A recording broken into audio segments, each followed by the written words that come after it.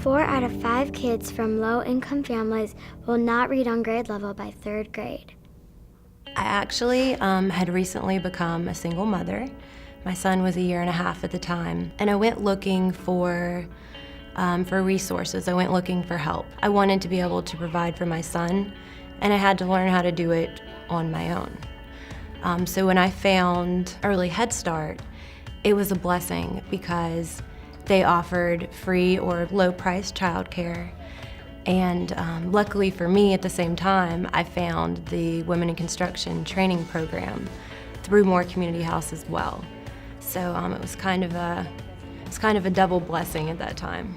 I really got into it. I really wanted to learn those skills. So in the meantime, while I was finishing my education, I'd be able to go and work out on a crew, work building or rebuilding, or in some field construction related. Even if it was a flagger on the side of the road, I knew I would be able to make the money that I needed to start. My son's in Early Head Start now. He can count very high. He can count, he's 3, so he can count to 30 without stopping now, and he can count to 15 in Spanish. He has socially developed. His mannerism, the way that he reacts with people, the way that the teachers and the employees at Moore Community House care and interact with him. It's a really beautiful thing to walk in on and see how happy he is and he's learning, and to see the looks on their faces and know they genuinely care about those kids. The organizations have been important to me in the way that they've given me a fresh start. My life is completely taken a new direction. I've had a chance to take control back over my future, and I'm going to be able to provide a very bright future for myself and for my son by utilizing the resources they provided to me. They've given me those first steps. 1 out of 10 children will witness domestic abuse.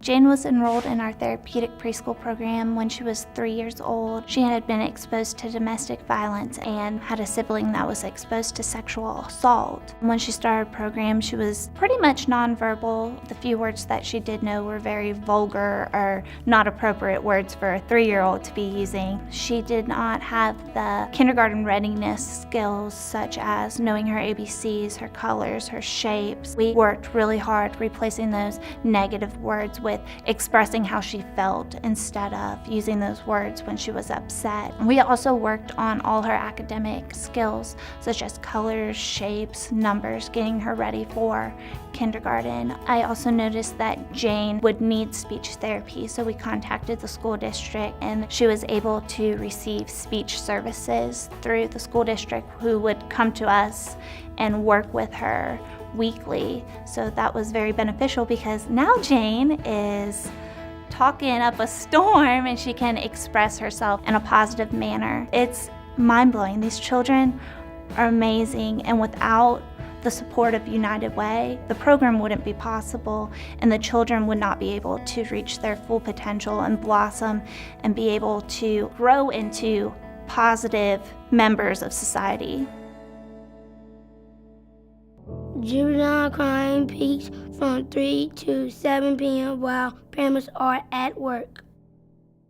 The Boys and Girls Club is truly a safe haven. Without an organization as such, we would have countless students who would be at home unsupervised, countless students who were not continuing to learn how to make good choices. I mean, the Boys and Girls Club is a well-rounded program, and they're not only taught to complete your homework, and we not only have tutors there, but we teach about abstinence, we teach about drug prevention, we teach about bullying and peer pressure, and really try and teach the students how to serve. When I think about my childhood and my mother being a single parent, when she was at work, it was the staff members and it was the volunteers who really made an impact in my life. So I want to make sure that I'm continuing to pass that on and instill the importance of service and giving back to others and those youth, as well as my own 2 sons. Boys and Girls Club is not a place, it is an organism. It has a heartbeat. And the blood that flows through our volunteers and through our staff members flows to our members.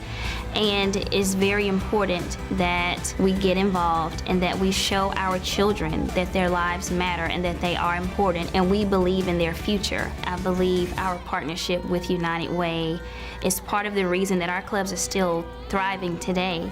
Without the United Way, we would not have adequate funding for our students.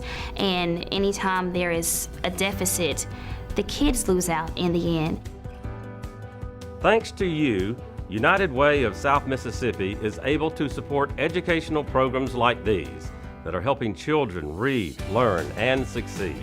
United Way and their partners have paved a way for the future in becoming pace setters for grade-level reading. For every $1 invested in education, $7 is returned to society. Supporting United Way Is as easy as 1, 2, 3. Give, donate to United Way. Advocate. Talk about us. volunteer, Be my mentor. Live united. Thanks for